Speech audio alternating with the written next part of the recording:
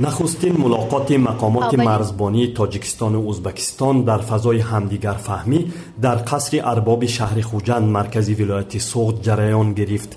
در این ملاقات هیئت رسمی مرزبان‌های ازبکستان تحت رهبری گنرال مایور ناصربک عثمانبکوف، معاون اول فرمانده قشون‌های سرحدی خدمات امنیت ملی ازبکستان و هیئت رسمی تاجیکستان تحت رهبری همتای تاجیکش پولکوونیک حبیب الله سفروف شرکت نمودند. همچنین در ملاقات رهبران نیروهای مرزبانی منطقه‌های همسرحدی تاجیکستان و ازبکستان شرکت داشتند.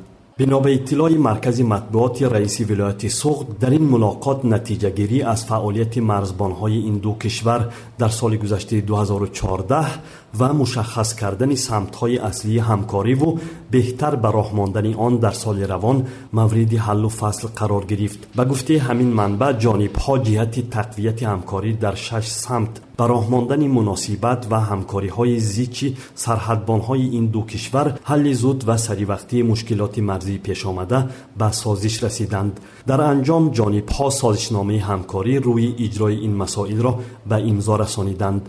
چون این ملاقات مقامات سرحدبانی تاجیکستان و ازبکستان زمان استقلالیت این کشورها بار اول صورت می‌گیرد و مقامات سرحدبانی این کشورها به همدیگر در پایان نشست تحفه‌های خاطروی تقدیم نمودند.